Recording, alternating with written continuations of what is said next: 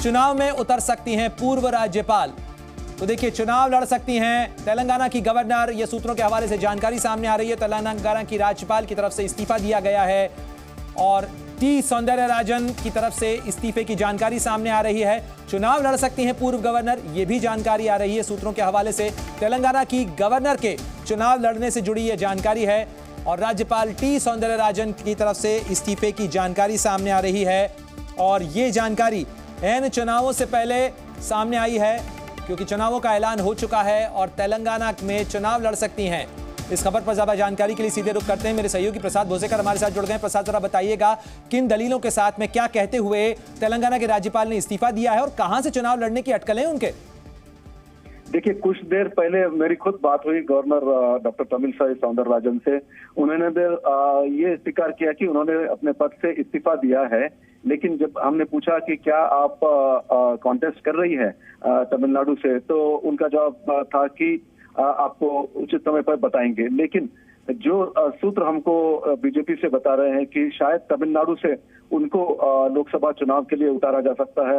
आपको मालूम होगा कि तमिलनाडु में पूर्व वो बीजेपी की अध्यक्ष भी रह चुकी है यहाँ पर गवर्नर बनने से पहले, और वहां पे कॉन्टेस्ट भी उन्होंने किया था और बीजेपी में काफी सक्रिय थी तमिलनाडु में। तो ये जरूर एक सरप्राइज है क्योंकि तेलंगाना का गवर्नर उनको दिया गया था और यहाँ पे टेन्योर उनका काफी जो है केसीआर के टाइम पे नोक-झोंक वाला रहा, लेकिन हाल ही के दिनों में उनका रुख बिल्कुल अलग ही था।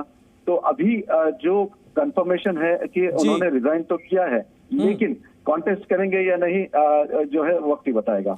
बिल्कुल, तो तमिलसाई सौंदरराजन ने इस्तीफा दे दिया है और तमिलनाडु से वो चुनाव लड़ सकती हैं, ये अटकलें लगाई जा रही हैं। मेरे सहयोगी प्रसाद भोसेकर लगातार रिपोर्ट कर रहे हैं और तेलंगाना का ये घटनाक्रम काफी रोचक और महत्वपूर्ण इसलिए भी कहा जा सकता है प्रसाद, क्योंकि प्रधानमंत्री का भी दौरा तेलंगाना के अंदर है। आज उनकी वहां पे रैली होनी है और उसके ठीक पहले राज्यपाल का इस्तीफा। बिल्कुल, और खास बात प्रणव, कल रात में प्रधानमंत्री नरेंद्र मोदी गवर्नर हाउस पर ही रुके थे क्योंकि कल उनका दौरा था आंध्र प्रदेश के चिलकुलवीपेट में, और आज अभी जैसे हम बात कर रहे हैं वो जगित्याल में है जो कि करीमनगर के पास आता है तेलंगाना का, वहां पर सभा को संबोधित कर रहे हैं। जगित्याल जो है वो निजामाबाद कॉन्स्टिट्यूएंसी में आता है प्रसाद, जो कि कविता की कॉन्स्टिट्यूएंसी है। बिल्कुल, ये निजामाबाद पिछली बार कविता हार गई थी 2019 में संजय के खिलाफ, धर्मपुरी संजय के खिलाफ। तो यहाँ पर एक खास बात ये भी है प्रणव कि जो पिछले साल विधानसभा चुनाव हुए थे उसमें से 8 सीट जीते थे बीजेपी ने। तो ये निजामाबाद के एरिया में उन्होंने कम से 4 सीट उसी एरिया में जीते थे, करीमनगर और निजामाबाद बेल्ट में। तो खास जो है ध्यान भारतीय जनता पार्टी का और प्रधानमंत्री मोदी अमित शाह का इस एरिया में नॉर्थर्न तेलंगाना बेल्ट को लेकर है, और उसी के चलते यहाँ जिस पर तरीके से अभी आपने बताया कि कल रात प्रधानमंत्री राज्यपाल मतलब राजभवन में ही थे और राज्यपाल से उनकी मुलाकात भी हुई, तो कहीं ना कहीं इन दोनों मुलाकातों और इस इस्तीफे के फैसले का एक कनेक्शन देखा जा सकता है। बिल्कुल, इस बात से कोई दौरा ही नहीं।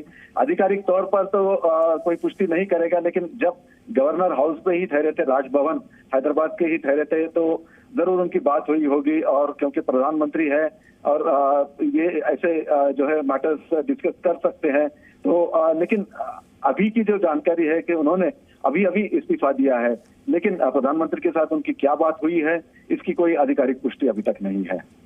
बहुत शुक्रिया तमाम जानकारी के लिए प्रसाद। तो तमिल सौंदरराजन जो कि तेलंगाना की गवर्नर थी, उन्होंने इस्तीफा दे दिया है, अपने पद से इस्तीफा दिया है और वो सक्रिय राजनीति का रुख कर सकती हैं। ये बड़ी जानकारी इस समय आपको बता रहे हैं। और देखिए, तमिलसाई सौंदरराजन को आप सुन सकते हैं जो अपने इस्तीफे का ऐलान कर चुकी हैं।